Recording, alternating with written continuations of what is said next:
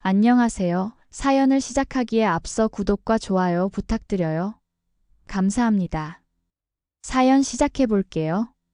어릴 적 아버지가 돌아가시고 저는 엄마와 이모 이렇게 셋이서 살았어요. 저희 집은 크지 않았지만 행복했던 기억이 많아요. 엄마는 항상 저를 꼭 안아주시며 우리 아들이 최고야 라고 말씀해 주셨죠. 그때는 그 말이 얼마나 소중한지 몰랐습니다. 이제 와서 생각해보면 그 작은 말 한마디가 얼마나 큰 위로가 되었는지 모르겠어요. 초등학교에 입학할 무렵 엄마의 일이 바빠지기 시작했어요. 처음에는 주말에만 늦게 오셨지만 점점 평일에도 집에 늦게 들어오시거나 아예 들어오지 않는 날이 많아졌죠. 그럴 때마다 이모가 저를 돌봐주셨어요. 이모는 결혼을 하지 않으셔서 저희 집에 함께 살고 계셨거든요. 괜찮아. 엄마는 우리 너를 위해 열심히 일하는 거야. 조금만 참자. 이모는 항상 그렇게 말씀하시며 저를 달래주셨어요. 어린 제가 외로워할 때마다 이모는 함께 책도 읽어주고 맛있는 음식도 해주고 학교 숙제도 도와주셨죠. 엄마가 없는 그 빈자리를 이모가 채워주셨어요. 그러던 어느 날 초등학교 때였을 거예요. 이모가 울면서 저를 깨우셨고 사실은 엄마가 돌아가셨다는 말씀을 해주셨어요. 그 순간 저는 아무것도 이해할 수 없었어요. 돌아가셨다니 갑자기 그게 무슨 말이었을까요? 어린 제 머릿속에는 구름 위에 있는 엄마의 모습만 그려졌죠. 그리고 시간이 흐르면서 저는 엄마의 얼굴도 점점 기억에서 흐려졌죠. 남은 건 사진 속 미소 짓는 어머니의 모습뿐이었어요. 그 후로 이모와 단둘이 살게 되었어요. 이모는 제게 정말 친엄마보다 더 많은 사랑을 주셨어요. 학교 행사가 있을 때마다 항상 제일 앞자리에 앉아 저를 응원해 주셨고 아플 때면 밤새 제 옆을 지켜주셨죠.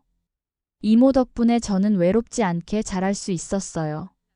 어느 날 문득 이모한테 커서 꼭 이모 같은 사람이 되고 싶다고 말씀드렸더니 이모는 눈물을 글썽이시며 저를 안아주셨어요. 이모는 제가 저만의 길을 가길 바라신다고 그저 제가 행복했으면 좋겠다고 말씀해 주셨죠. 그렇게 시간이 흘러 저는 어느덧 스물이 되었어요. 대학에 입학하고 새로운 친구들도 만나고 아르바이트도 하면서 즐겁게 지내고 있었죠. 그러던 어느 날 이모가 갑자기 쓰러지셨어요.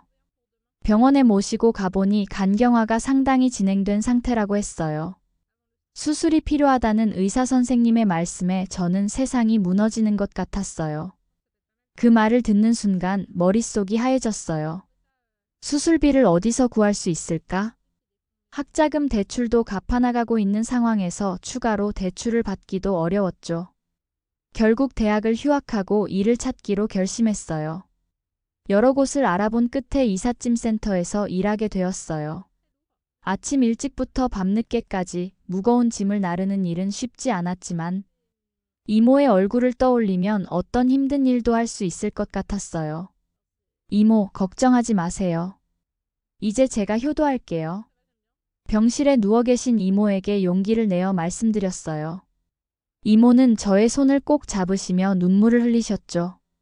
이모가 미안해. 네가 이렇게 고생할 일은 아닌데. 아니에요. 이모가 저를 키워주신 은혜, 이제 제가 갚을 차례예요. 그렇게 말하고 나오긴 했지만 사실 마음 한구석에는 불안함이 있었어요. 과연 수술비를 다 모을 수 있을까? 하루하루가 벅찼지만 포기할 수는 없었어요. 이삿짐 센터에서 일한 지 한 달쯤 되었을 때였어요. 성북동에 있는 대저택으로 이삿짐을 나르게 되었죠. 3층짜리 화려한 저택은 제가 상상했던 것보다 훨씬 더 컸어요. 정원사가 가꾸는 넓은 정원, 그리고 높은 천장. 그곳에 사는 사람들은 정말 다른 세상에서 사는 것 같았어요.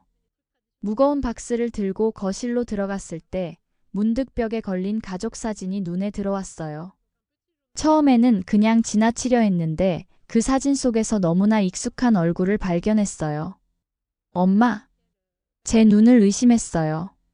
하지만 분명히 그 사진 속에는 우리 엄마가 있었어요. 엄마의 미소, 엄마의 눈, 엄마의 손. 모든 게 제가 기억하는 그대로였죠.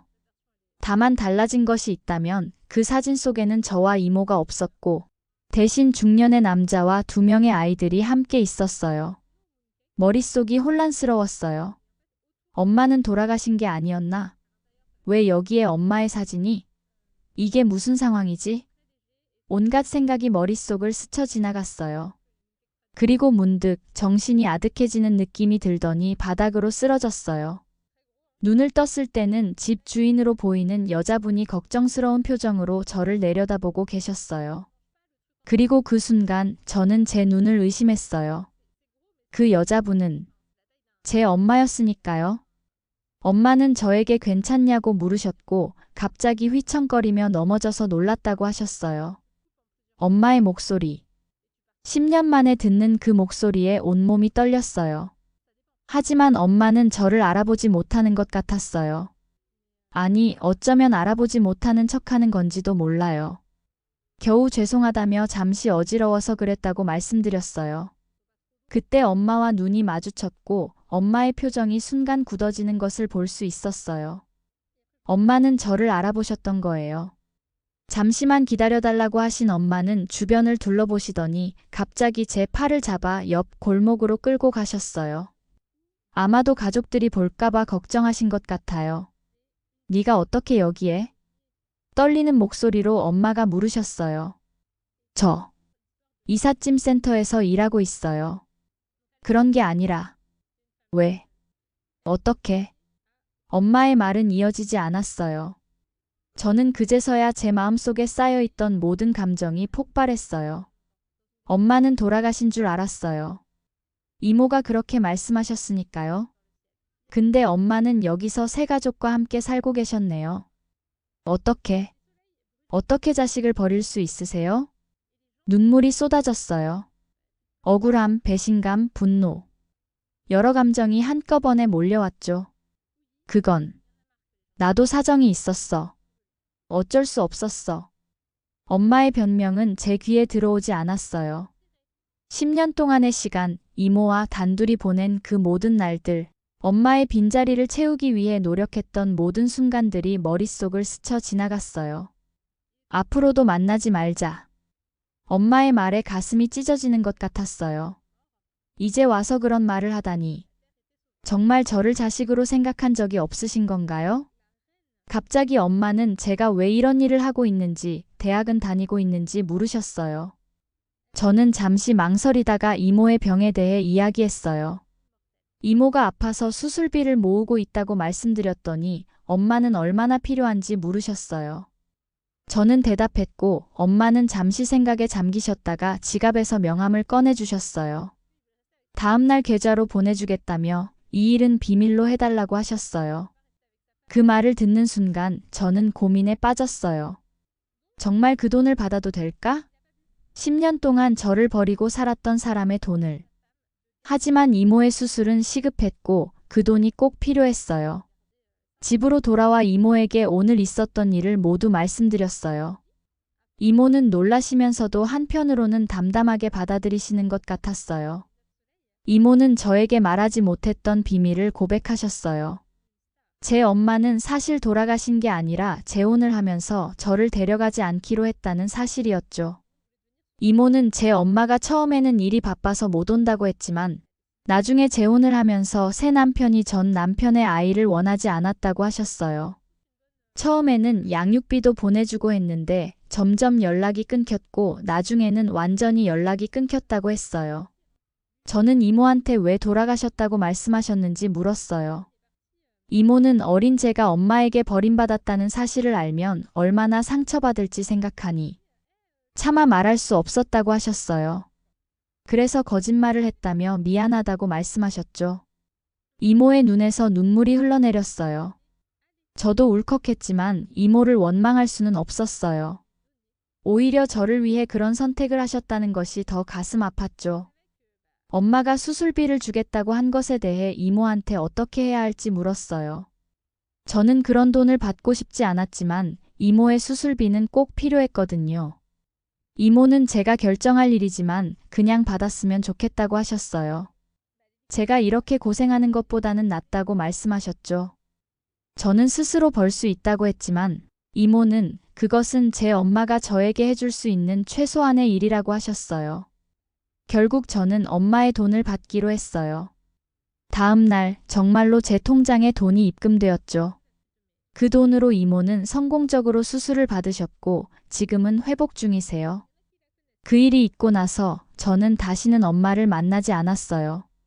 엄마도 그것을 원하시는 것 같아요. 서로의 삶에 더 이상 개입하지 않는 것이 어쩌면 그게 최선일지도 모르겠어요. 가끔 밤에 혼자 있을 때면 엄마의 모습이 떠오를 때가 있어요. 그럴 때마다 묻게 돼요.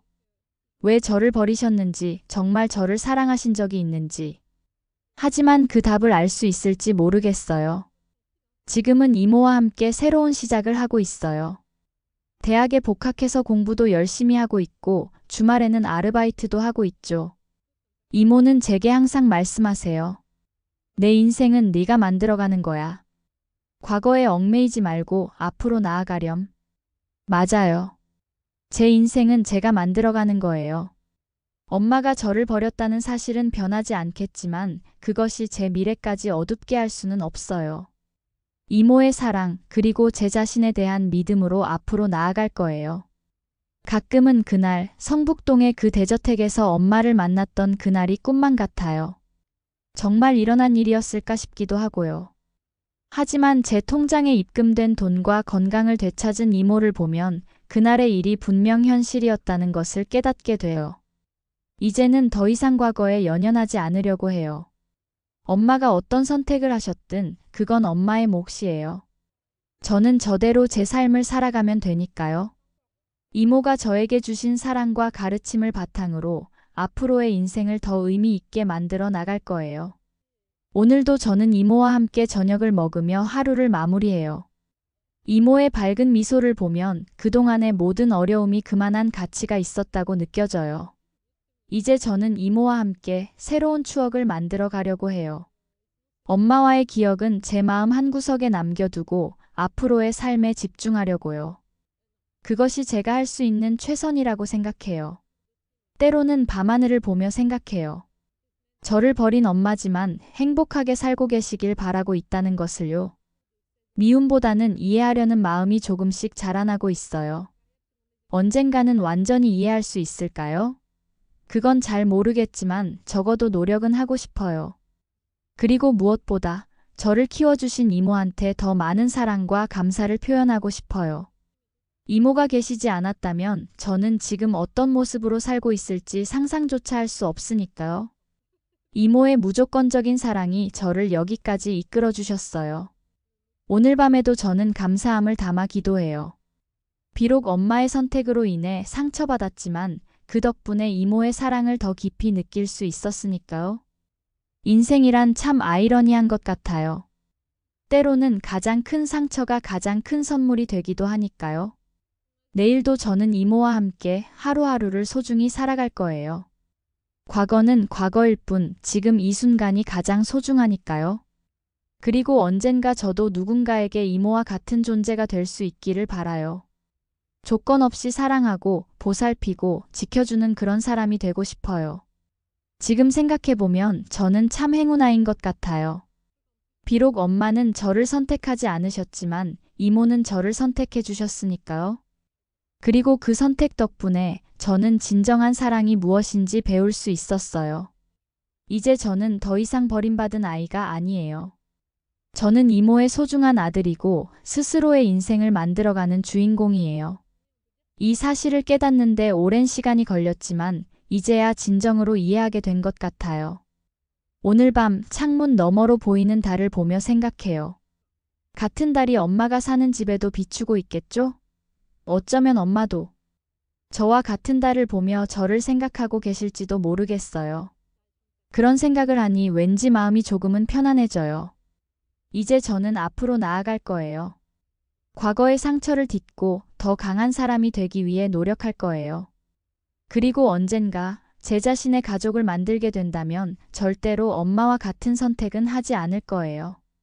제가 받은 상처를 다른 누구에게도 주고 싶지 않으니까요.